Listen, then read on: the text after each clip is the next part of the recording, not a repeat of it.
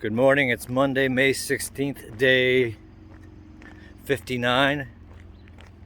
I left the Big Walker Motel at 8:30. I got to Brushy Outpost from the shuttle driver, Bubba. And as soon as I got there, it started pouring. And everybody was hunkered under the canopy. I had a breakfast that I wasn't planning on having, which was great. Charged my phone, which was great. But it's 10:30, so I'm an hour and a half behind schedule already.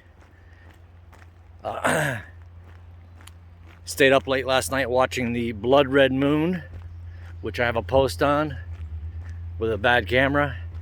And looking ahead, I can shelter or camp, I'm not sure. But I called Weary Feet Hostel, and I can do 13 or 18 and push since I'm late, and not worry about setting up camp and tenting in the rain. So Julie at Weary Feet Hostel was very accommodating and kind. So I think I have a private room waiting for me. So yeah, I gotta push. And even though the sun's out, it's raining again. So yeah, I'll chat later.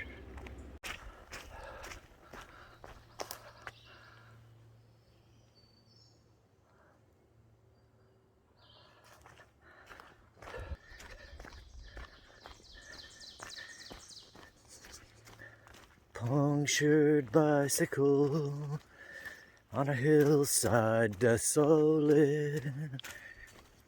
Will nature make a man of me yet? When in this charming car, this charming man, why pamper life's complexities when the leather runs smooth on the passenger seat? I would go out tonight, but I haven't got a stitch to wear. This man said it's gruesome that someone so handsome should care. Ooh, a jumped up pantry boy who never knew his place. He said, return the ring. He knows so much about these things. He knows so much about these things. That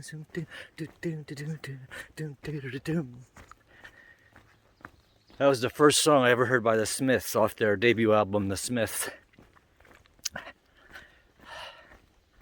And it's amazing how many songs I used to know and be able to play. And I just can't remember anything anymore. But maybe I'll spend the next 1,700 miles digging through the archives of my dried up, rotten brain.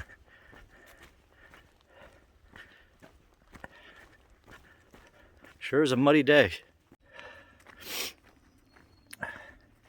Whew. While I have a break from climbing, I'm coming up on 600 miles. I'd like to give an update on all my gear, starting from outside in. Love these Lecky poles. Legacy lights, love them. They're barely scratched. The titanium tips never wear out. They stay in place. There's a couple pins in the handle you have to watch out for because that hold the straps. You have to keep an eye on them. Under certain situations, I haven't figured out why they tend to back out, but you just push them back in. But you just keep an eye on that. Glasses. I spent $700 at LensCrafters before I came out here, and I carry a spare pair, which I haven't used at all. I've been going with these that I've had since 2015, and they get foggy. I'm carrying contacts and glasses. I haven't used either of those.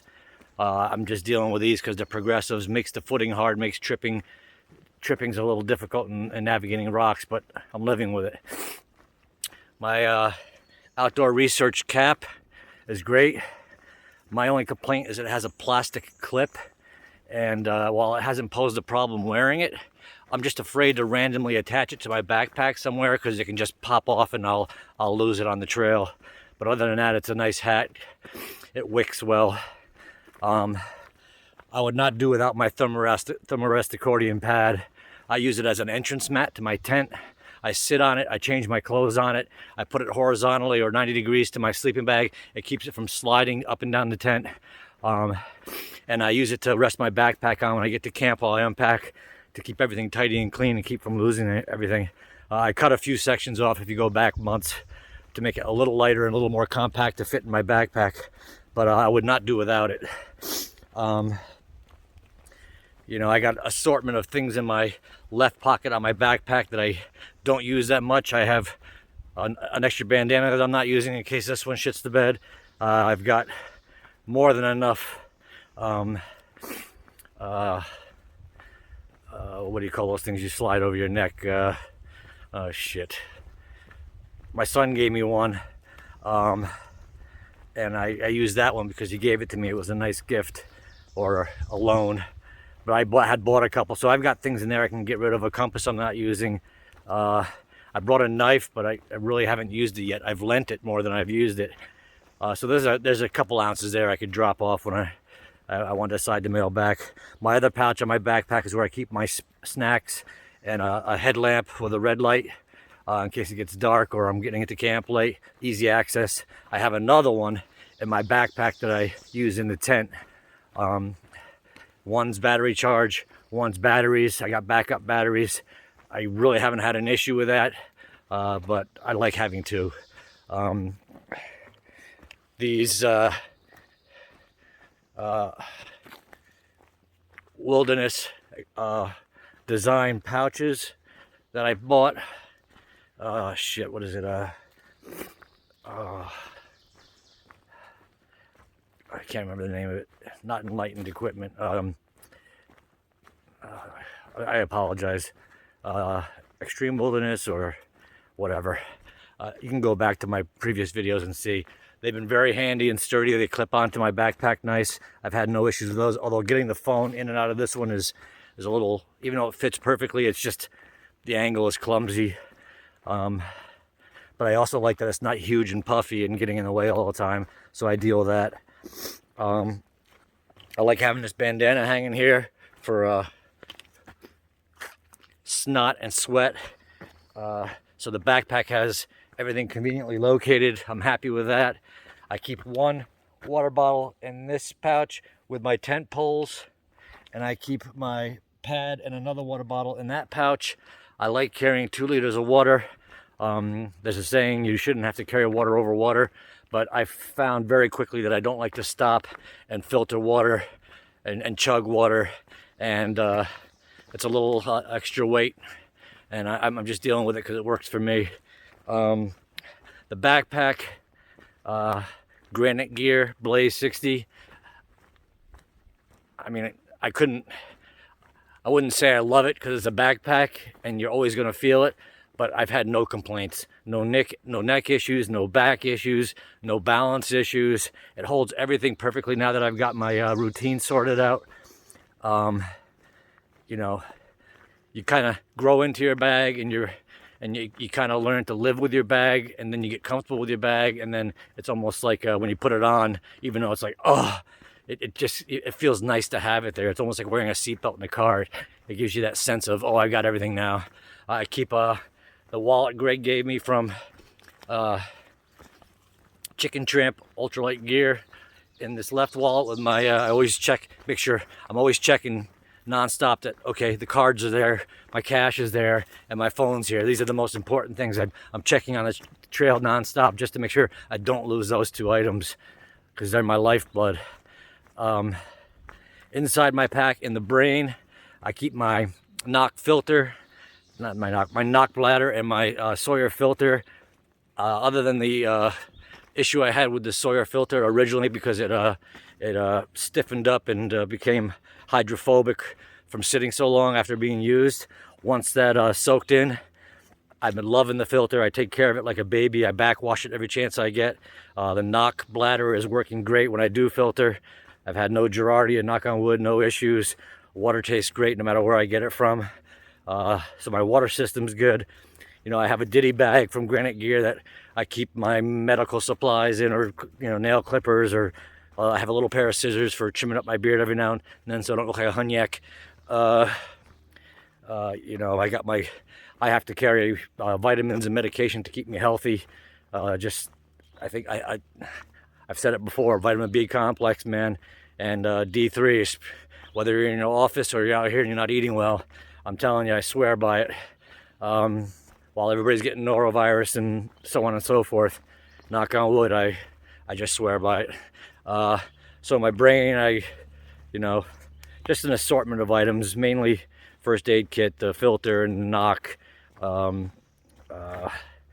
spoon, trowel, toilet paper, things that if I have to drop my pack in a hurry, I can get into. I also keep I keep like 3 days worth of vitamins and Otezla in here, so that when I snack in the morning, I could just take my vitamins without taking my pack off. I rarely take my pack off, and considering that I wear it 10 hours a day and never take it off except maybe a brief second every now and then for a quick snack or a filter, the fact that it's been on my back this long and not causing me issues, I think that's a testament to the Granite Gear Blaze 60. Going inside of the main, I love the Nylafume bag liner. It hasn't popped, pinholed, anything. Inside of that, bottom up, I have my Rei Magma. I think it's Magma 11 it's called, but it's a 15-degree bag, I think it says on it. I like it. In the winter, it was a little cool. My legs got cold, especially in those freezing cold snowstorms or when it was, you know, windy. And lately it's been too warm. So it's probably not optimized, but I guarantee everybody could probably say that about their bags. But I do have the Reactor bag liner from Sea to Summit, which is just an added level of comfort. And when in the cold, when you pull that over your face like a sheet in a bed, it just makes the difference, and all the difference in the world. So that's my sleep system. I tuck two extra pair of socks down behind it. Bottom up, I have an extra pair of shorts and a Cool Max shirt. I have leggings that I stopped wearing finally from Nike. I got that knitted cap from my sister-in-law, and a pair of underwear I haven't used yet, but they're so light. I know in the summer I'll end up using them. I keep my battery charger and all my cables right above that against my back, so behind that I can put my Thermarest sleep pad, and my Sea to Summit Reactor liner kind of keeps it in place and also keeps it cushioned. The Thermarest pad has been awesome. I've gotten over the sliding issues, and I think having my accordion pad perpendicular to it has been helping. It does deflate, and that's when you inflate it with warm air and you wake up in the middle of the night and it's cooler, the warmer air compresses. So I've also heard the fabric stretches throughout the evening, which adds to the fact that it deflates. There's a couple videos on that out there. Next to that, I keep my Sea to Summit bag liner, put my spare glasses on that same level, and then I tuck my lighting equipment puffy above that and cushion everything in nice, you know, so that the battery pack and everything stays in place.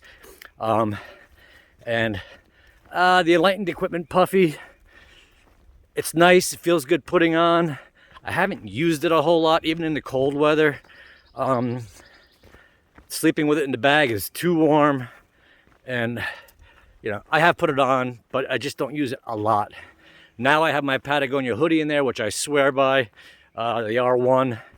That's in there too on the very top, keeping everything in place, but I used to wear it nonstop, as you remember, up until recently. And then I take the Nylafume bag and I let all the air out of it and tuck it down. I don't twist it or anything, I just tuck it down. It's been keeping everything dry. And then above that I have my 20-pound food bag, which is the heaviest thing in my pack. Food is another issue, I don't want to get into that, but probably not eating as creatively or as best as I could. And to the left of that, I keep my titanium pot, which I only boil in. I don't cook in it, so I don't have to clean it. I keep my gas right next to that on the left-hand side. And then I love the I love the Pocket Rocket Deluxe that my kids got me for Christmas a couple years ago. No issues. It's got the piezoelectric lighter, no issues. I keep a spare lighter in it, but I haven't had to use it. And then above that, I keep my probably things that nobody else would carry. Little small shaving cream, soap, toothpaste, toothbrush. I haven't used my Cedar Summit wipes yet. I'm saving those like candy for like when it gets hot and summery and I have no options to bathe and I can rub my feet in them and stuff. I bought a little deodorant because there's no sense doing all your laundry then stinking 10 seconds later. And then above all that, I keep my Nemo Dragonfly. If that happens to get wet, I picked up a nice plastic bag that I just wrap it in so that when the tent's wet, it doesn't get everything else inside the bag wet.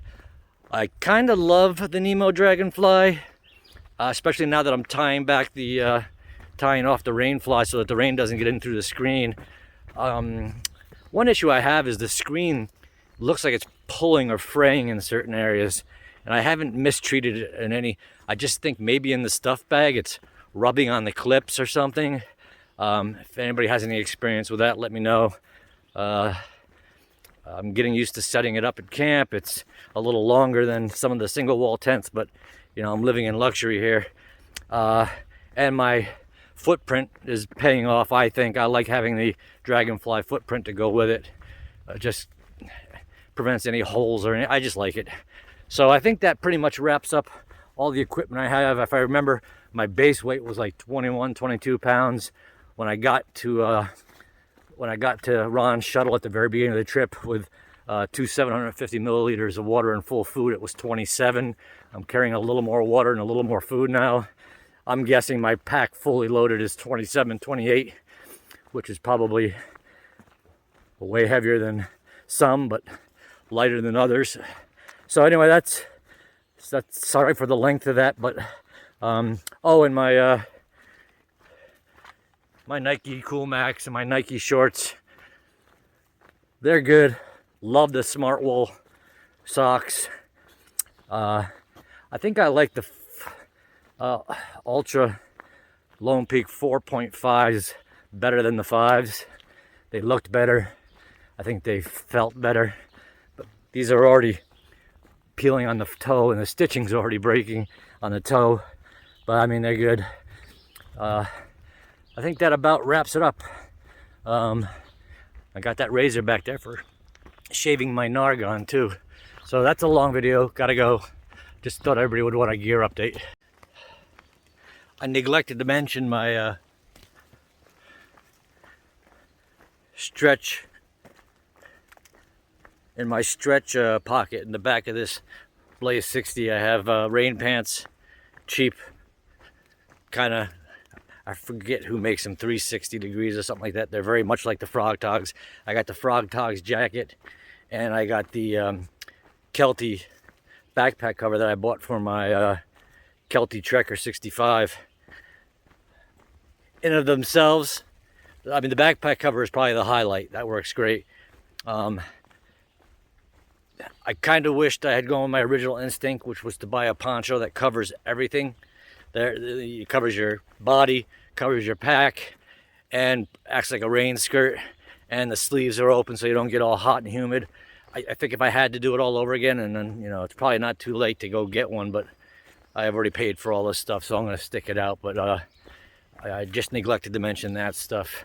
The raincoat is just too hot to wear when you're hiking. It's just, you might as well just, it served its purpose a little bit if it's rainy and cold and you're not moving. But other than that, I don't recommend rain jackets out here. That's my rain system is, and my snow system was sort of a boondoggle. This is the second Russula mushroom I've seen out here, known for its brittleness.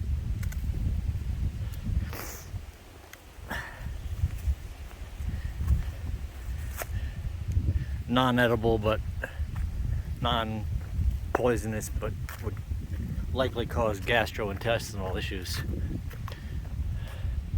So this day has been a blessing. a big climb out of land, a lot of rolling hills, a good workout, but really enjoyable. It's breezy and cool, reminiscent of September, while there's a threat of rain still. So far, knock on wood, I've avoided it. And I almost think I've been malnourished.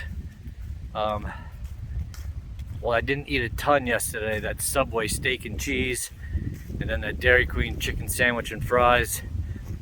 And then when I'm watching the Rangers win Game 7 in overtime, I'm eating lemon cake in bed. And I was up to 12 making a video of the lunar eclipse. But I feel energetic today.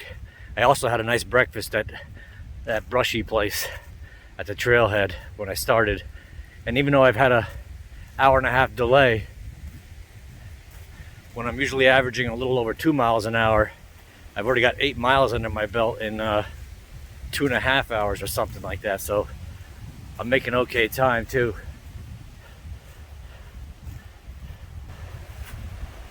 The breeze is so nice. Oh.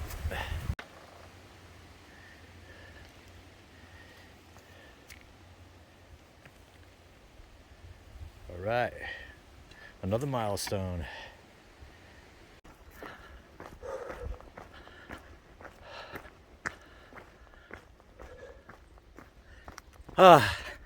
Thank you to Moonbeam, and Big Cypress, who are campering and hiking.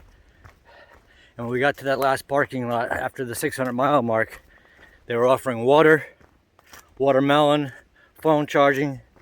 I took them up on 2 pieces of watermelon. Oh my God, it was so good. I can't remember the last time I had fruit, never mind fresh fruit, never mind fresh watermelon. So thank you, Moonbeam and Big Cypress.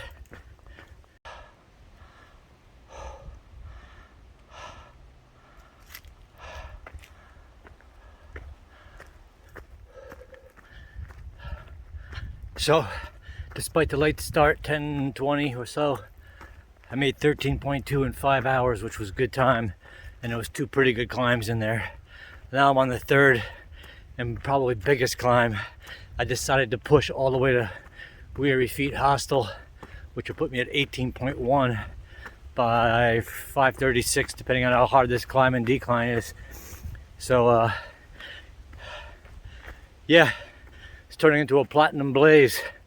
But I figured if I could push 18.1, get some Wi-Fi, shower, not have to set up my stuff, it just makes me hike more.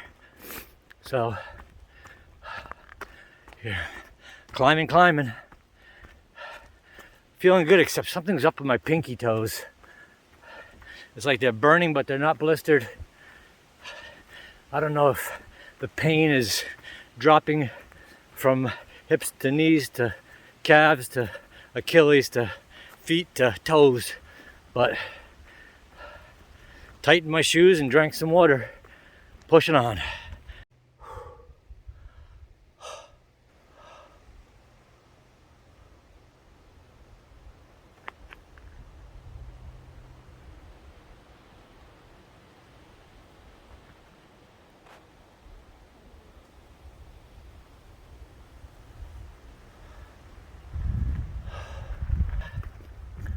Man, I treated that climb like it was my bitch. Oh man, I stormed that. I'm telling you, I think I was starving to death till yesterday.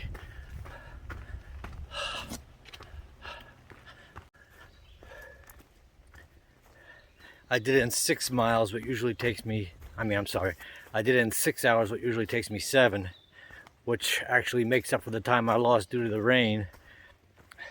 I gotta tell you, this has been the best weather day of the entire Appalachian Trail by an order of magnitude.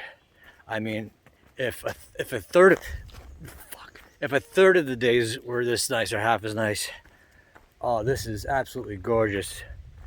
Cool, breezy, dry, some sun, some clouds. I mean, that probably has something to do with my time. But also I feel energetic, probably because I fooded up. And I just thought of something. I just want to let everybody know I have not skipped a single inch of this trail in 600 plus miles now. Some take bad weather bypasses. Some skip sections and promise they're going to go back and repeat them someday. Slack packing, so on and so forth. Yeah, I'm not saying everybody's cheating out here. I just thought of that. I thought of that fact that I just wanted to especially let my closest fans and family members know that I don't know if that counts as a purist. It's just OCD, and I'm no cheater.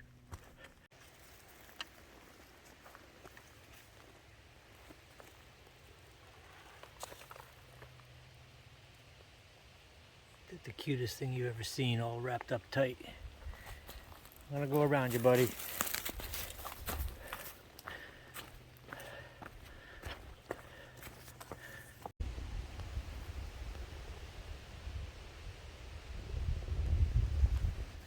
A word about Rusula mushrooms is I'm a bit of a mushroom aficionado, or at least I used to try to be. I'm the aficionado of everything but nothing. But seeing the Rusulas around here this early is surprising to me because they don't come out in my area until, I don't know, I feel like, I mean, they're around most of the summer, but usually not until it's really hot. And it hasn't been that way down here, even though we're in the south, but I guess maybe the timing is equivalent. I call them green Rusulas, red Rusulas, purple Rusulas. Those are the main colors I usually find. You know, I have 20 books on mushrooms, and they all have different classifications, but they also sometimes call them by their colors. Some of them are listed as marginally edible. And of course, in my experimental days, I used to try to cook them and taste them, and I remember doing that with the green Rusula, and I ended up yarfing behind the garage. It gave me an instant stomach upset feeling. So anyway, just wanted to throw in there my 2 cents on mushrooms because it's a little hobby of mine. Still no morels, although I'm keeping my eye out for them.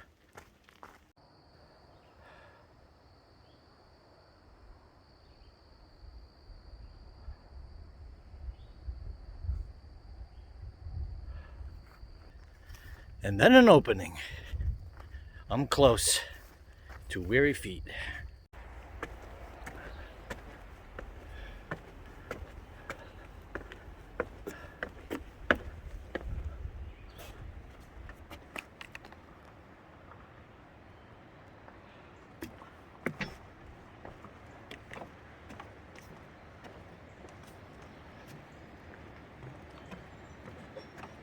Oh, this is wobbly.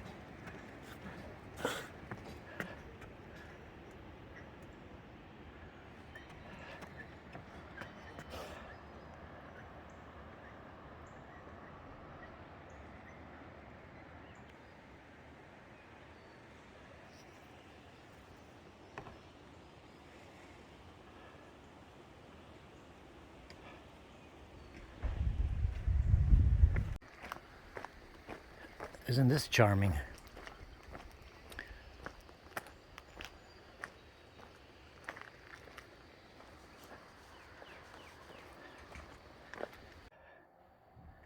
This place is gorgeous. Shower upstairs, downstairs, free laundry with my room, since it's private. Usually I guess these are shared rooms, but she gave me a private room, which is fine. I probably paid more, which is what I wanted. Yeah, and dinner for 12 bucks, includes dessert. I got it made here. 18.1 miles. Sorry for the long video, but it was a beautiful day, and that's the way it is.